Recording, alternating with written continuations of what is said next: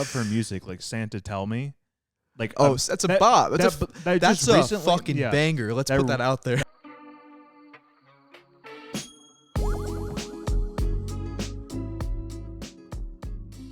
Welcome to the Fresh Record Podcast. I am one of your hosts, Wiley Todd, and I am again joined by Mr. Benny Cumella. How are you? I'm doing good. It's been a very long day, and I am exhausted. You should have seen him. We're here to talk about music. So you should have seen him before we started recording. I swear it was like watching Gary the Snail move. He is gone. He is not the normal Benny you guys know. He is a completely and utterly, totally different person right now. That's not true. Wiley's on something. I'm telling you. I'm on something? It's like you took that horse translator drug that you see like people that move like hunched over and stuff like that. Have you seen that shit? I have not. It's weird. It's freaky. But anyways, we were not here last week. When we were supposed to have a podcast, and we're sorry about that. Things got in the way, very busy. No, you did it last. You did it. No, I didn't. That was 2 weeks ago now. Yeah. So now this is going to be the bi-week mark. So this would be on time. No, I think we're definitely a week late.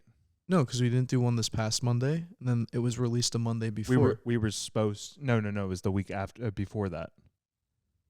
We were supposed to release it when you came here on Monday, yeah. Oh, yeah. Yeah. So we did miss. Well, anyways, it doesn't really fucking matter. We're releasing it this upcoming Monday, which will put us back on track. Still the bi-weekly and everything. We're not stopping doing this. Benny and I have been planning a trip for Benny to come here to record some stuff and do stuff for the Fresh Record for a couple of months now. And it finally happened. We thought we were going to record it before he came, but just so many things were happening that we weren't able to do it. So we thought we would record it in person and talk about some new music that just got released yesterday, the day we're recording. We're recording this on Saturday. So Friday, we had the brand new release of the new Ariana Grande album.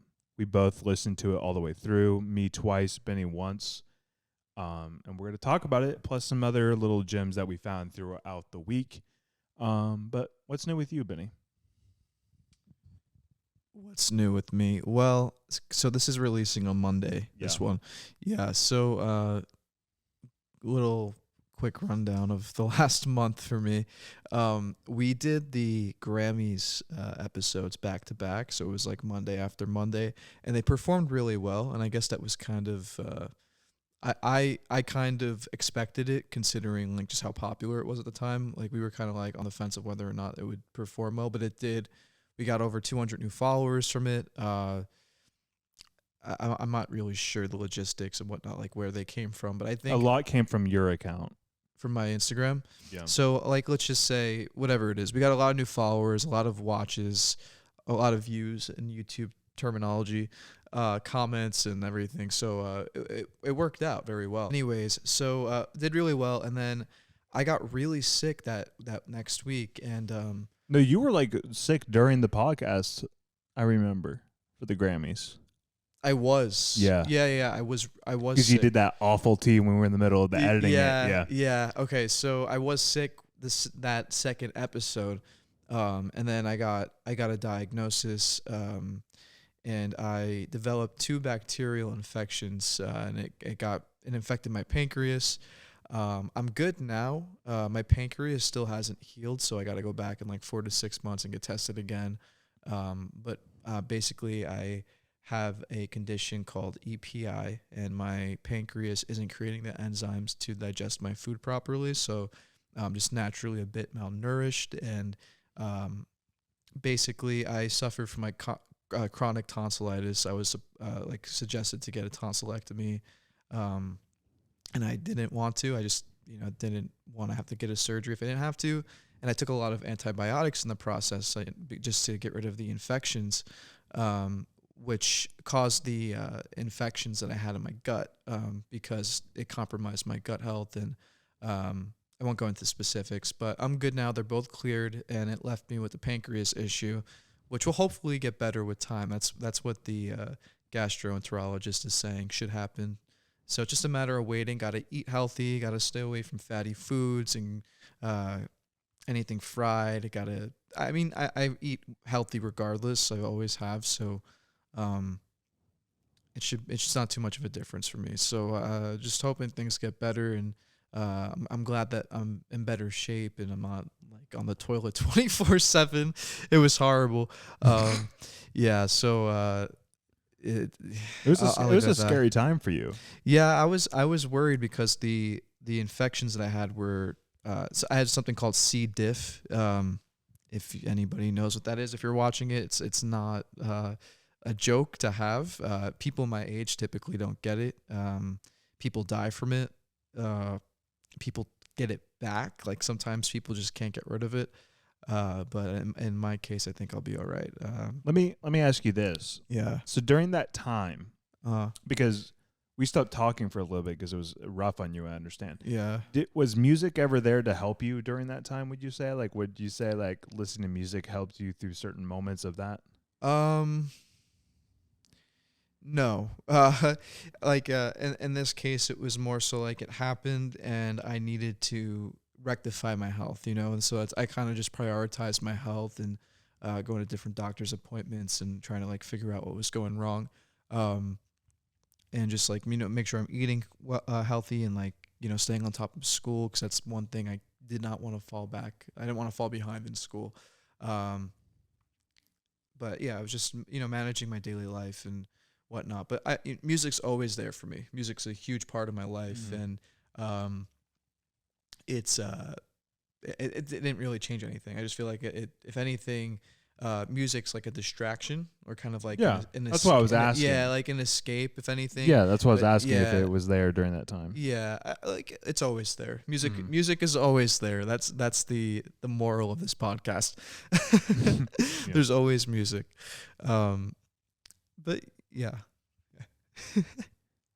Okay, so let's start with New Music Friday. And before we get into the discussion of the new Ariana Grande album, let's talk about our past with her. I'll go first because mine's really short. Okay. So of course I know her from Victorious and stuff like that. And I was kind of like, to be honest with you, I was kind of annoyed with her character after a while. Cat Valentine. And and that was Victorious was the time when I was kind of transitioning from not watching like Nickelodeon stuff like that, because iCarly ended, like a bunch of the shows I watched ended at that point, so I was like kind of moving out of it. So I never really finished the show, I don't think. So I moved on, and then I found her music. I think it was Favorite Part with her and Mac Miller was the first one. So good. Yeah. What a good song. Yeah, that was the first thing I heard from her. Then of course her big hits came through, and I started loving them, and I would dig deeper. So honestly, I'm going to say this might be my first full listen of Ariana Grande album. Oh, I thought you were a fan already. I am a fan because of like her stuff, like Seven Rings and Thank You Next. I like those. Oh, I thought you've like gone through her discography. No. Like I thought you were like a fan, like you've gone through her albums. And sitting here now, I think I haven't. So that's something I'm going to have to rectify. Oh, interesting. So yeah, I just want to make that very clear with going into it. I am a fan. I haven't listened to all her albums fully through. I know the hits, of course. So yeah, that's kind of my story with her before going into this album. Interesting. Cool. Well, on my end, I grew up without cable. Fun fact. I didn't have Disney Channel. It was Nickelodeon that she was on. Yeah, Nickelodeon. Yeah. So I knew she was on Sam and Cat and Victorious. And I didn't really watch Victorious. That's kind of when I stopped watching Disney Channel. And I saw bits and pieces of Victorious and Sam and Cat. My sister liked a lot of the songs from Victorious, which I don't think Ariana Grande was on one of them. But I had a friend who I'll shout out. Her name's Haley Dowd, or Haley D. She's an incredible vocalist. Check her out. She's got stuff on Spotify, and so Haley, from a young age, Ariana Grande was a really big influence on her.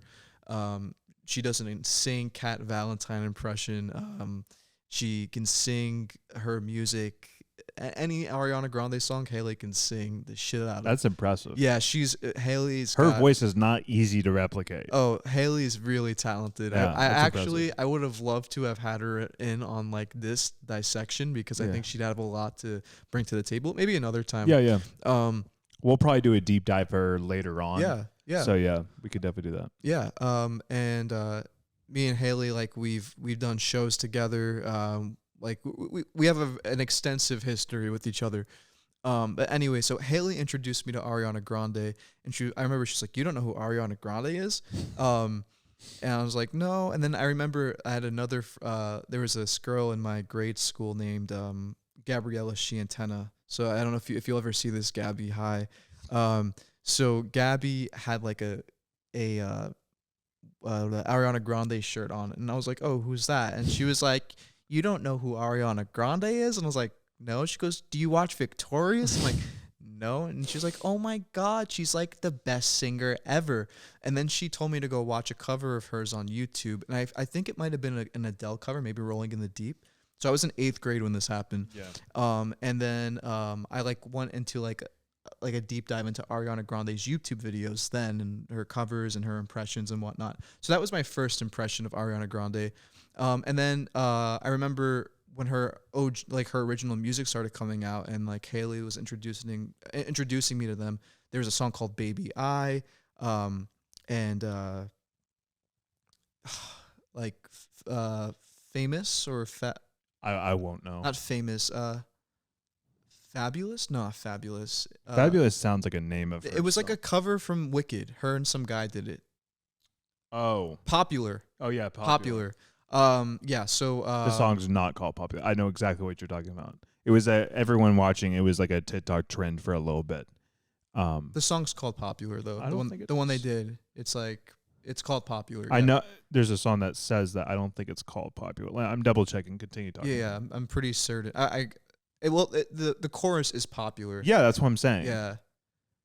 So no, it's called Popular. You're right. Yeah, I'm sorry, I'm wrong. No worries. So yeah, I'm pretty sure that was like my first introduction, and then I've watched her career grow from being on Nickelodeon in that like Genesis era to now. So to me, peak Ariana probably was the My Everything album.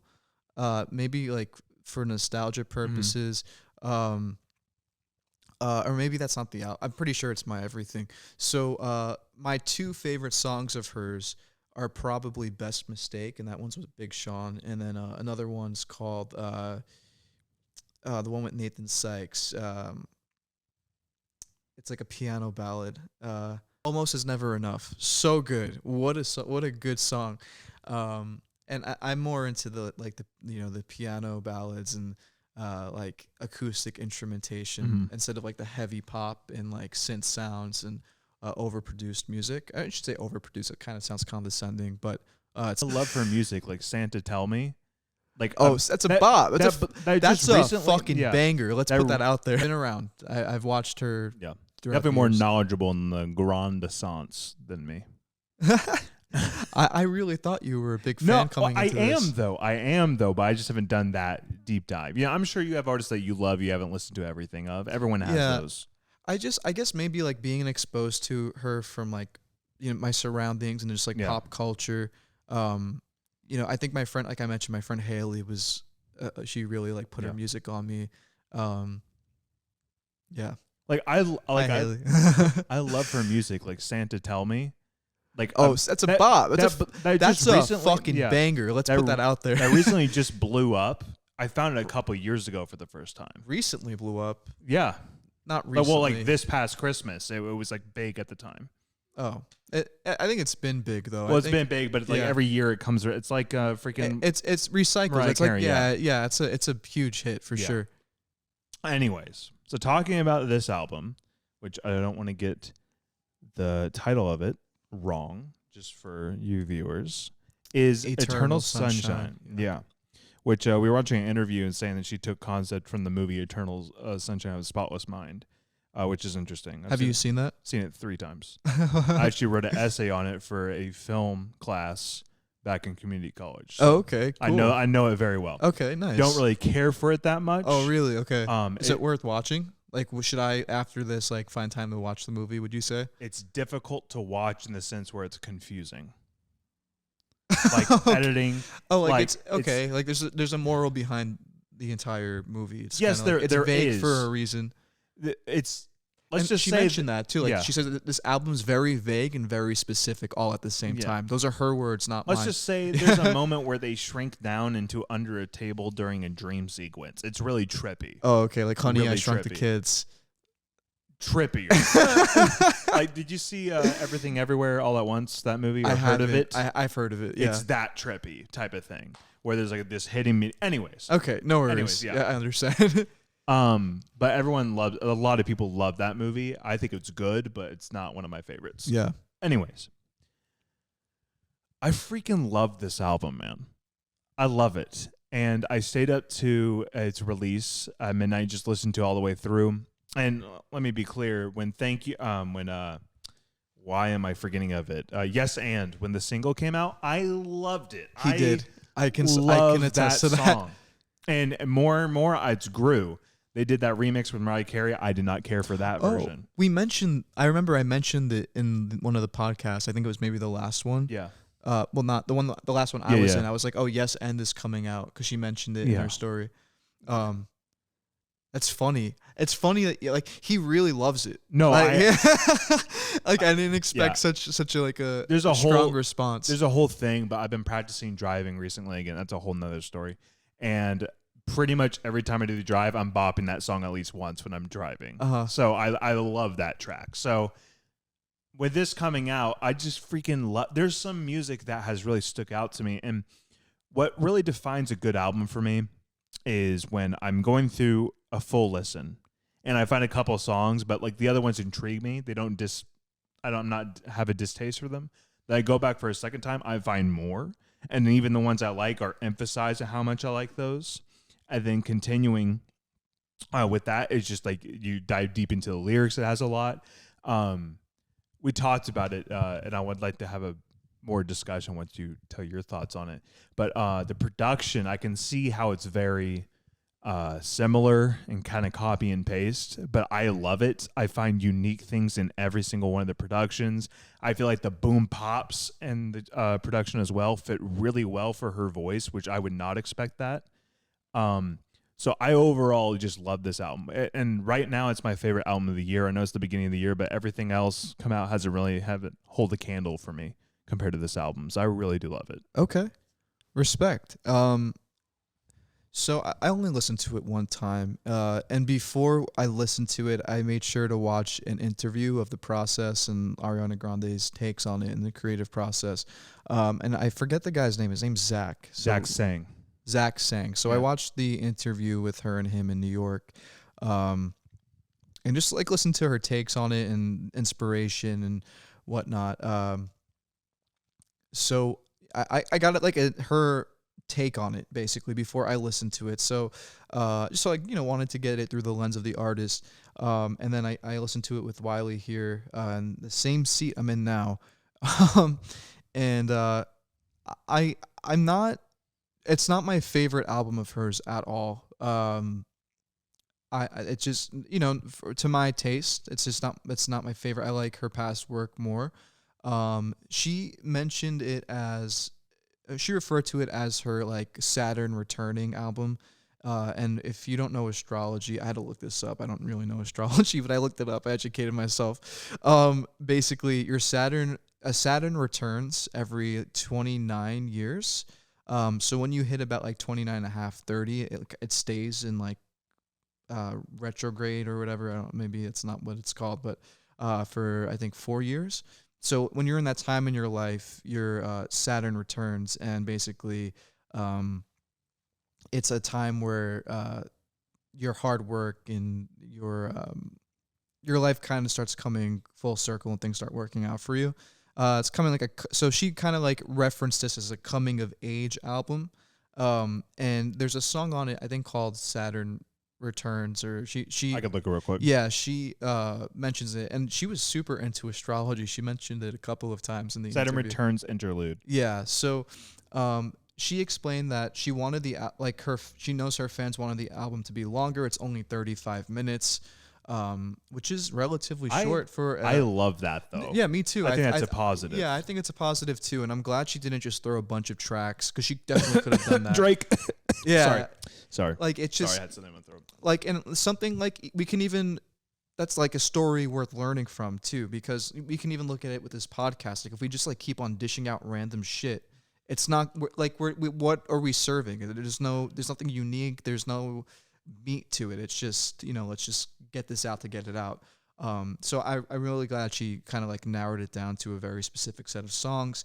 And she mentioned in the interview too that she wasn't planning on releasing an album during this time. Yeah, she was filming Wicked. Yeah, so her basically her take on it was that she was going to wait until after Wicked filmed. I'm so excited for that movie, man.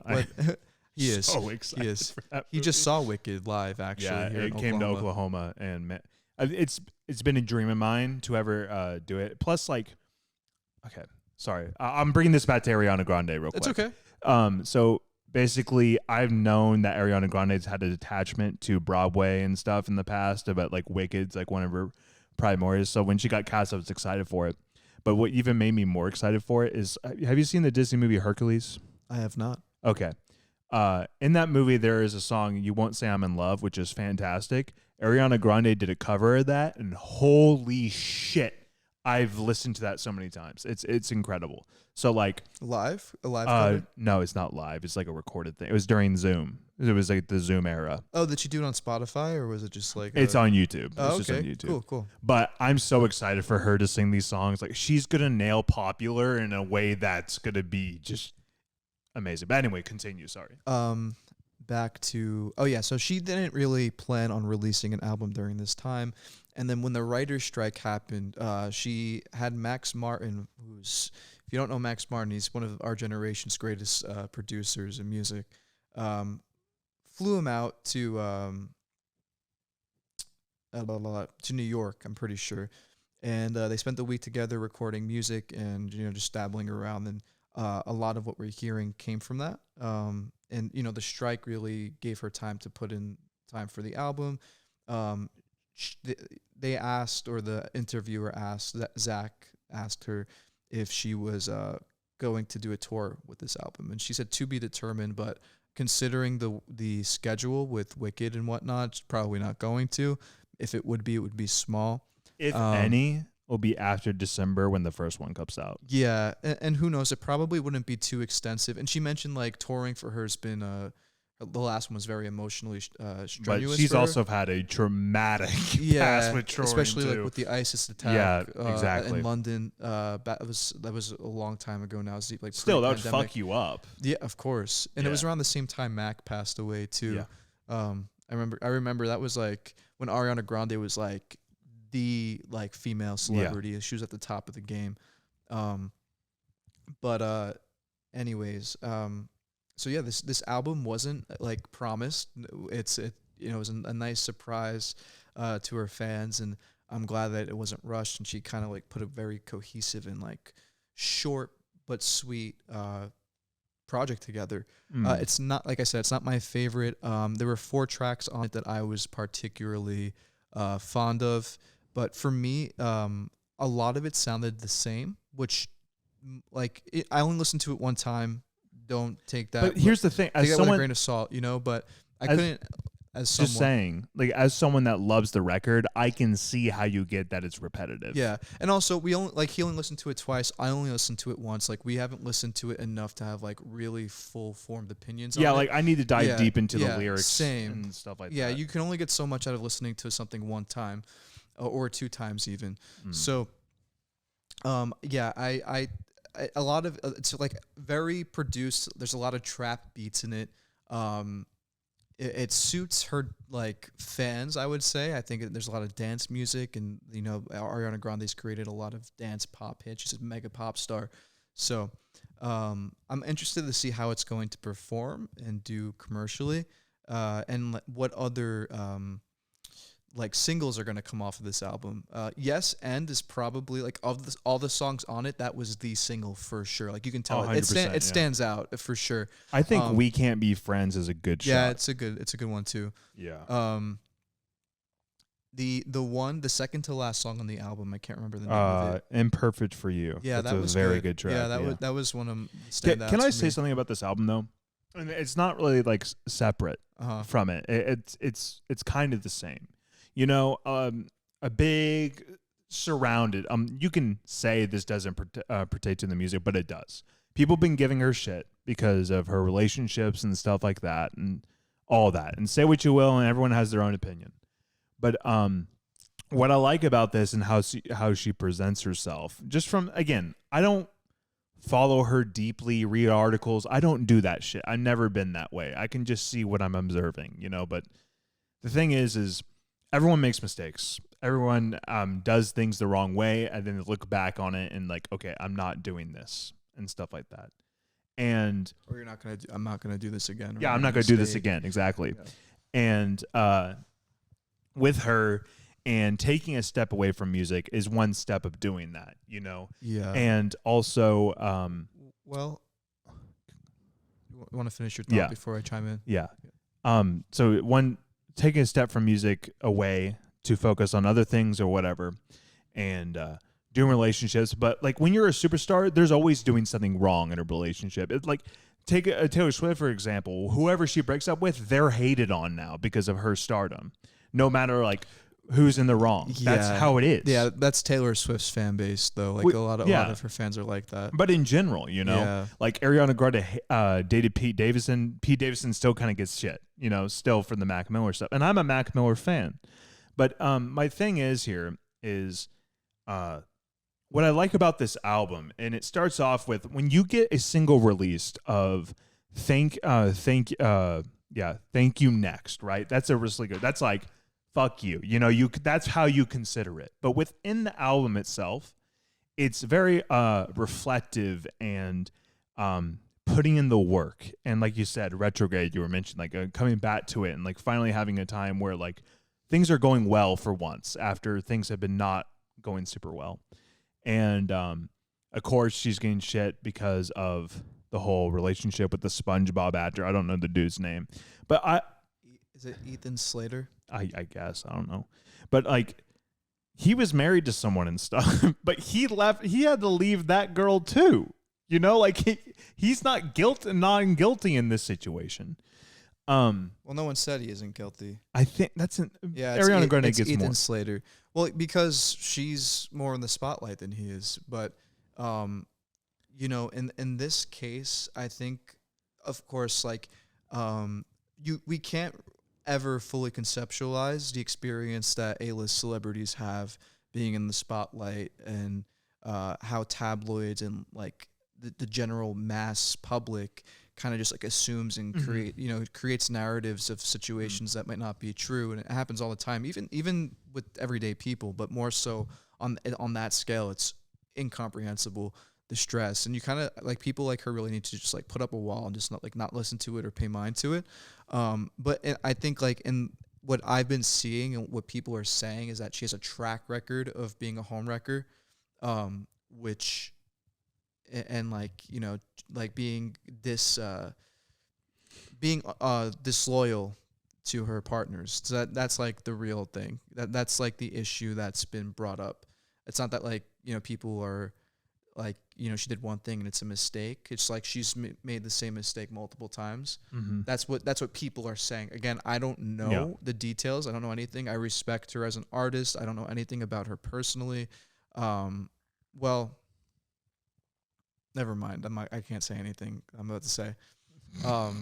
I do like have like connections with people that work with Ariana Grande, and they've never said anything bad about her. So I'll say that. But she comes from a very wealthy background. She's from Boca Raton, Florida, and I'll leave it at that. Like, the point I bring this up for though is I I think what fueled the fire is releasing Thank You Next as the single, because it's literally like a fuck you, thank you next, like screw you type of thing. But the album's more reflective and more personal and more emotional than that song is. That's more of a thing. And that's why I find super fascinating with this record. And in the interview we were watching, like said this was like her favorite record she's produced. And I can see that in the production, and I see that in the lyrics and what she's trying to say. And I feel like a ton of her songs in this album are more played down than her usual things, like Seven Rings and Thank You Next. All those are like big pop songs. These feel, of course there are some, but I feel like most of the songs are kind of downplayed a little bit, in my opinion. Should I list my favorite songs off of here? Yeah, sure. I was going to say, like, are we going to go through the album live? No. But like, True Story I like. The Boy Is Mine. I really do like that track a lot. We Can't Be Friends is great, and Perfect for You is really good. Yeah, I really do enjoy this album. Like I said, so one of my favorites of the year. I think the production's great.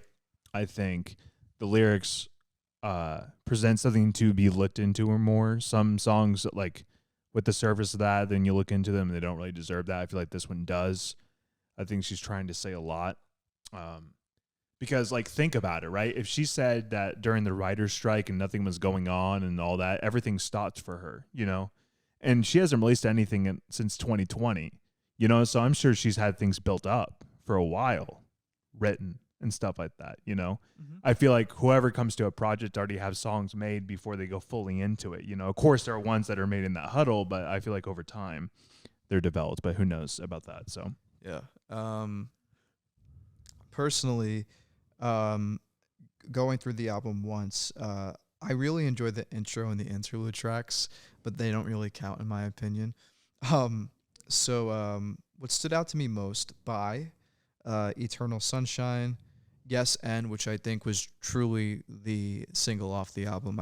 It's undoubtedly the best song on the album. We Can't Be Friends and Imperfect for You. Those were was that 4 songs? 1, 2, 3, 4. Well, it's 5 songs.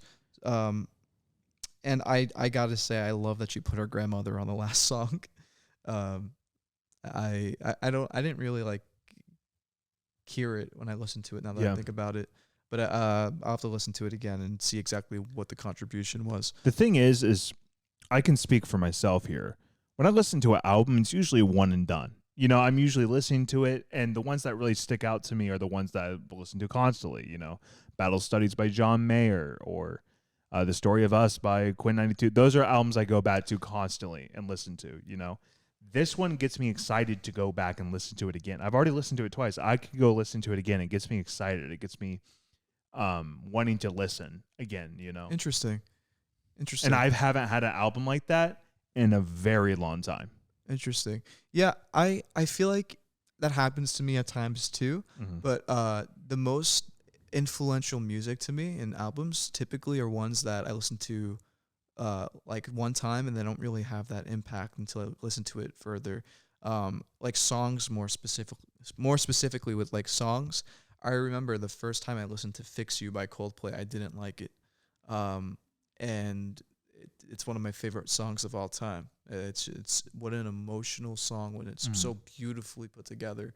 But anyways, yeah, for me, like I think like I would have to listen to something more than a couple of times to really get the true artistic impact. I think it's just like, and I think most people could agree with that too. Like, would you say like you've had that experience too, where like you listen to something once and then, it was okay, and then like you give it a couple more tries and then you can love it, Stephen Day, for example, like, I mentioned I was first introduced to him. This would be a good segue, actually. Yeah. I was introduced to him in 2016, and I didn't really get too into his music then. And then that same EP that one song I found on, over time it grew on me, and I listened to more songs from it. And now he's probably like my favorite artist at the moment. I think things for me just typically just organically grow. Well, I agree with that statement, but it has to pass that initial first pass first. You know, I will give everything a try. You know, I'll give everything. I'll listen to the album. But if nothing catches me, I'm not going to go back to it. Yes, I could come back and stumble across, and then I would go listen to it again later on. Yeah, I get that. But it has to pass that first time for me to listen to it again. Yeah, I get that for sure. Yeah, there's got to be some kind of quality to it that attracts Exactly. you to it. Yeah. Like, I'm not going to listen to a Drake's recent album and be like, oh, this is great, I need to listen to it. I don't, you know. I listened to all for all the dogs, whatever it's fucking called. I listened to that whole album, didn't care for any of the tracks. Then listened to Virginia Beach quite a bit, and I really do like that track off that album now. You know, it's like I'm more inclined to go listen to it again. You know, I should say it like this. I'm more of a sampler, a type of music listener where I'm listening to everything I can and giving everything a try. You're more of a taster. You know, you sit there and marinate. You really taste the flavor of it. No, I listen to everything too, I would say. I listen to a lot of music, but I am very meticulous though. Like I do like if I like something, or if I'm interested in something or intrigued in something in any way, I like to give it the time to like really like taste it, like you said. That's very like to marinate in it, as Exactly, Wiley said. We should make merch. Marinate in it. Marinated orange. Yeah. So I mean we just did a pretty good, I think, dissection. You want to talk about Stephen Day now? Yeah, let's move on a little bit. So we wanted to do this as like a new music kind of like dissection, and obviously we're going to start with Ariana Grande because that's the biggest album that's been released in a pretty long time, especially this week. It came out today. No, right? Friday, my bad. So other music that's come out since, we have another artist who we were just talking about, Stephen Day, and the Oscars are tomorrow. Yes. Wiley's very excited. When we first planned this trip, Wiley wanted me to come out here for his birthday and just to watch the Oscars with him. And that's the reason you came, yeah. And he's like, I do this every year. And I was like, okay, let's do it. It's my favorite thing. Let's do it. I'm honored to be a part of something that you're so passionate about. I love the Oscars. You're going to see me angry. You're going to see me excited. You're going to see all the emotions. I've seen that before. It's all good. I've seen all of those emotions live on this podcast. I'm passionate. I just have to say a certain few words and don't say them. And you're like, oh God, not those words. Don't say those words. So the Oscars are coming up, and my reason for saying this is Stephen Day just released a song called Oscar. The Grouch. The Grouch. He released a song called Oscar, which, by the way, incredible marketing on your behalf, Stephen. I know his manager, Maddie Sundquist, she seems to be very on top of her game. So shout out to you. Hopefully Maddie. You're watching. Yeah. His oh my God, his new music that he's been putting out is fantastic. He's really channeling that 70s vibe, and all of his outfits and all the aesthetics in his videos and his promotion. It's just all cohesive and really suits him and the music. So really excited to see what's going to come of it. But there's a song Oscar that he released, and basically it's if someone says I'm over you, I deserve an Oscar, because he's like putting up an act. But it's probably the most electronically produced track of his that I've ever heard. And despite that, I like it. I'm used to his acoustic sounding music, and that's typically what he's put out. But it's really good. And I was playing it, and Wiley was really into it too. I can't stop listening to it, honestly. We can't do any like clips of it, can we? Probably not, because like it's the 5-second one. We could do that, yeah. Yeah, let's do 5 seconds of Oscar by Stephen Day. I deserve an Oscar, acting like I'm not hurt. I really do enjoy this track. Same. You introduced me to Stephen Day. I have to give you full credit. I never listened to his music before you, and I liked it at first, but I didn't really seek it out. And we talked about like a little experience we had when Benny was here. You'll see in another episode. I don't know when, but we came across it in a bookstore, and ever since then, I just kind of been listening to it. And this morning, I put it on just shuffle, and I was like, "Holy crap, I love all this!" Like I'm a full Day stan now. I'm a Day stan. I actually got 2 tickets to see him next month in New York at the Record Gramercy. clips. The Gramercy for the podcast, Theater. so we can Yeah, check I'd them love out. to. You know, maybe reach out and be like, hey, I do a music podcast.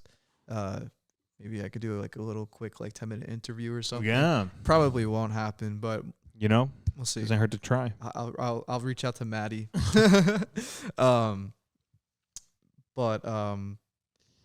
Yeah, he's phenomenal. And I'm super stoked to see him live. I've been wanting to for a long time now. Well, what I like about the track so much, right, is when it goes into the chorus, it's that boom, boom, bop, like really nice thing, and then when it's not, it's kind of like the acoustic things you love in the very beginning of it, you know, and kind of the verses. But when it gets to that chorus, it just goes oomph. It has that big oomph, and yeah, I just really do enjoy that. You know, it's a good mix of it. Yeah, agreed. And then we have one more song that we're gonna talk Yeah, I don't really about. care for this one, so you talk about it. You want to just cut it out? No. I want you to. We need to talk about it Okay, cool. So we've spoken about Leve a lot. We love you, Leve. Yeah. I don't really care for it. I love you. Oh, yeah. What? No, she's great. She's fantastic. You know, great vocalist. So Leve just released a new track called Goddess. Atmospheric. Her vocals were kind of like akin to Billie Eilish. Hold up. Yeah, and I definitely prefer Leve's voice over Billie's. Oh, not the Billy slander again. It's not slander. It's just my own personal opinion. Some people like apples. Some people like oranges. We like oranges. Anyways, there's the song's gonna do very well. It's beautiful. It's very much up Leve's alley, and it's a great track. I don't really like. We've spoken a lot about her, so I don't know if we should like delve further into like what she's done and whatnot. But she just won her first Grammy for Best Traditional Pop Vocal Album. And she graduated from Berkeley. She's from Iceland, even though she's lived both in the U.S. and Iceland growing up, from what I've heard and understand. And she's doing great things. I'll also be seeing her live next month. Big concert goer. No, in May. I'm sorry. I'll be seeing her in May with my mom. My mom bought like resale tickets for like $1,300. Holy shit. Yeah, but we're gonna be each or just like total for 2 tickets. So okay. we're gonna be like in the second row, and I can't believe she spent that much money. Like, she does not have that money to spend, but my mom loves her. My mom loves Leve. So we're gonna get dressed up. I'm gonna put on a suit. My mom's gonna get all dressed up and dolled up for it. And I'm gonna drive all the way to Philadelphia from New Jersey. But like a far part of New Jersey. It's like an hour and a half for me. Yeah, I'm really excited. Really excited. Goddess. Go stream Goddess and Oscar, and go check out Ariana Grande's new album. I only have one concert coming up, and that is Movements, which is a rock band that's in April, and opening up for them is a band I talked about on this podcast. One of the first episodes, Wed Wing, is playing in there. I remember. So I'm very excited to do that. I know you don't like that music, but I'm very, very excited for that concert. It's going to be awesome. All the rock. Oh, and even Tiger Jaw's performing there too. I love Tiger Jaw. I love rock music, everybody. It's so good.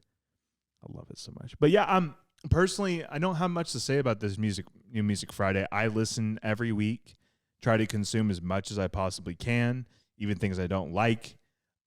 I go through the new music playlist on Spotify, and that's like over 100 songs, and I do it every Friday. It's a lot of music.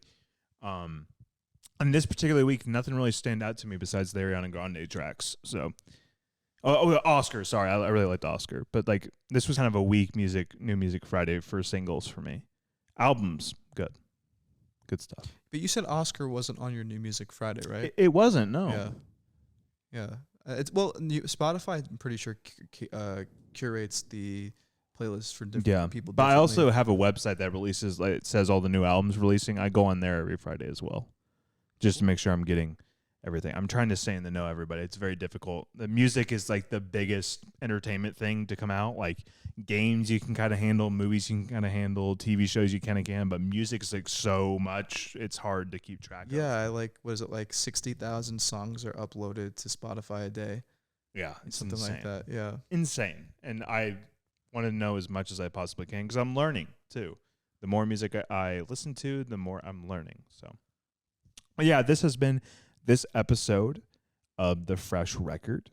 Benny, where can people find you on the interwebs and your concert viewings happening up soon?